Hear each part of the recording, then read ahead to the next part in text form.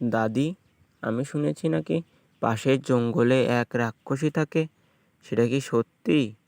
যদি সত্যি হয় তাহলে আমি তাকে দেখতে চাই। মানুষে বলে ও নাকি মানুষকে মেরে খেয়ে ফেলে। হ্যাঁ দাদু ভাই, তুমি ঠিকই বলেছ।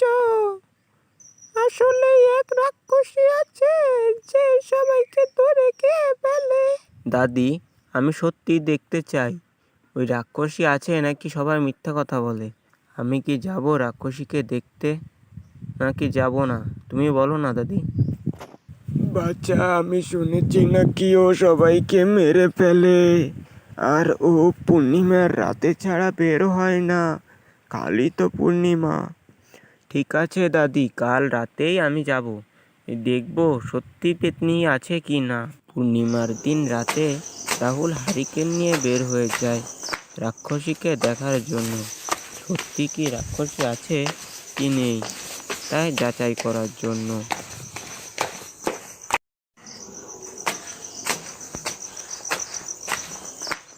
আর কত হাঁটবো? অনেক তো হেঁটেছি, এখনো তো রাক্ষসীর দেখা পাই না। দাদি বলেছিল তো এই বট গাছের নিচে নাকি রাক্ষসী থাকে। দেখি, রাক্ষসী, রাক্ষসী তুমি আছো? রাক্ষসী, রাক্ষসী তুমি নাকি খারাপ। আমার দাদি বলে তুমি নাকি সবাইকে মেরে ফেলো। এ কি সত্যি? তোর দাদি যা বলেছিল সবকিছুই সত্যি। আমি সবাইকে মেরে ফেলি। কেন তুমি সবাইকে মারো? আমাকে একটু বলবা? আমি শুনতে চাই, বুঝতে চাই, জানতে চাই। আমার কথা কেউ শুনতে চায় না, তুই শুনবি আমার কথা? তাহলে আমি বলবো তোকে আমার কথা। হ্যাঁ, আমি শুনবো, তুমি বলো। আমি আগে এই গ্রামেই থাকতাম, কিন্তু আমাকে চোর করে এখানে এনে মেরে ফেলে। তারপর থেকে আমি উন্মুক্ত আত্মা হয়ে গেছি, হয়ে আমি এই গাছেই থাকি। আমাকে কেউ মুক্তি দেয় না। তুই এসে আমার কথা শুনবি। কমলা ফুলের কমলা ফুলি কমলা লেবুর ফুল, কমলা ফুলের বিয়ে হবে কানে মুক্তির দুল। কমলা ফুলের বিয়ে দেখতে যাবে, ফলার খাবে চন্দনা দিয়ে। কোথায় থাকে কমলা ফুলি শিলাটা আমার ঘর দিয়ে দিয়ে বলে দেখতে যাবো পাখা দিয়ে ভর।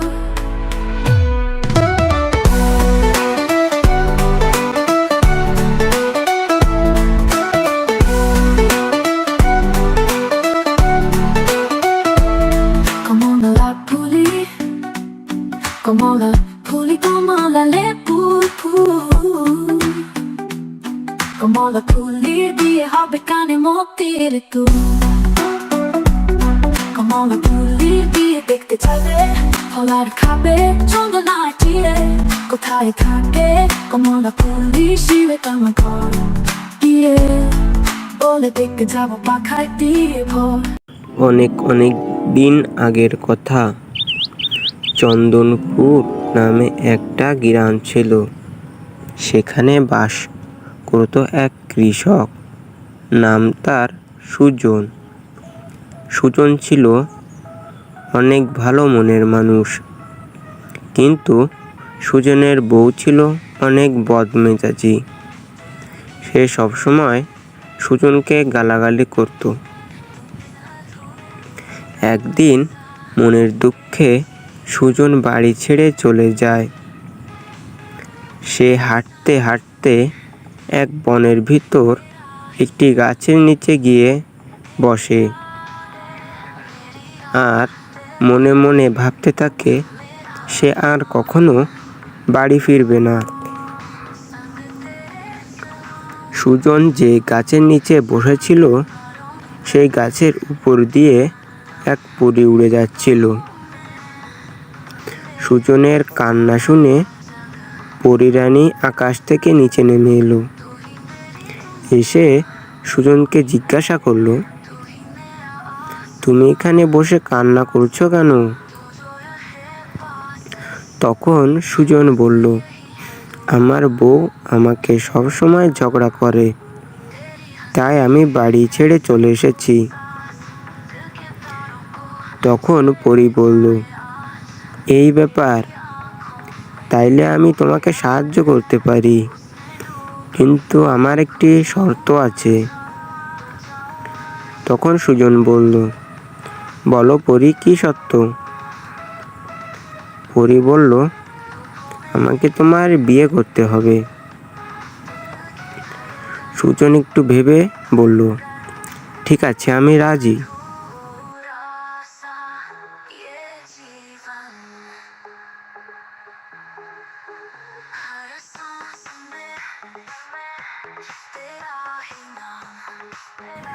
তখন পরী তার মন্ত্র বল দিয়ে সুজনের বউকে একটি পাখিতে পরিণত করলো।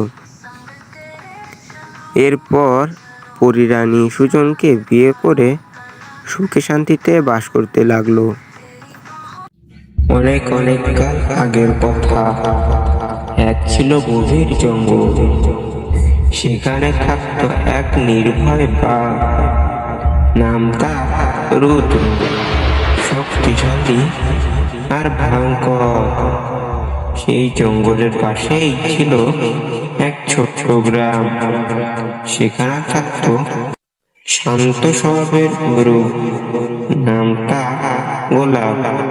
একদিন সন্ধ্যায় গোলাপ জঙ্গলের কিনারায় ঘাস খেতে এসেছিল। হঠাৎ রুদ্র সামনে এসে দাঁড়ালো। তখন রুদ্র এসে বলল, তুমি এখানে কি করছো ছোট্ট গরু? জানো না আমি এই জঙ্গলের রাজা? তখন গোলাপ শান্ত স্বরে বলল, আমি জানি তুমি কত শক্তিশালী, কিন্তু আমি এখানে শুধু একটু ঘাস খেতে এসেছি। তখন রুদ্র বলল, তুমি কি ভয় পাচ্ছ না আমাকে? তখন গোলাপ বলল, ভয় ভয় তো পাইনি, কিন্তু তুমি যদি আমার বন্ধু হতে তাহলে তো ভয় পাওয়ার কিছু থাকতো না। তখন রুদ্র এসে বলে, বন্ধু, আমি অনেক হিংস্র জন্তু, আর তুমি গ্রামের শান্ত প্রাণী, আমরা কিভাবে বন্ধু হব?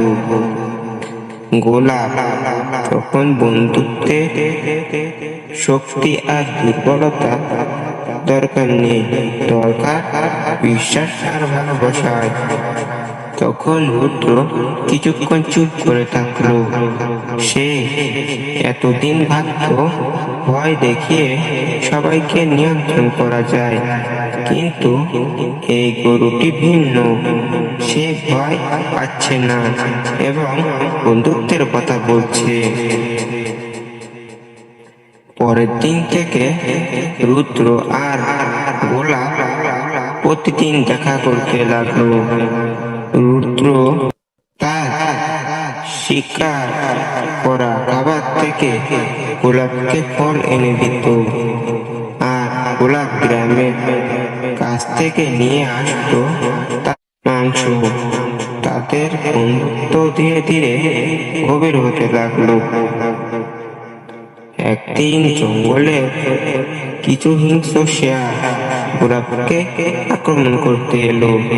গোলাপ ভয় পেয়ে চিৎকার করে বলতে লাগলো, রুদ্র আমাকে বাঁচাও, রুদ্র আমাকে বাঁচাও।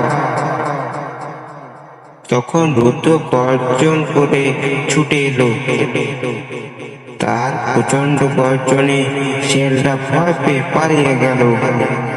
তখন রুদ্র বলল, আমি তোমার বন্ধু, কেউ তোমাকে কষ্ট দিলে আমাকে সামনে পাবে।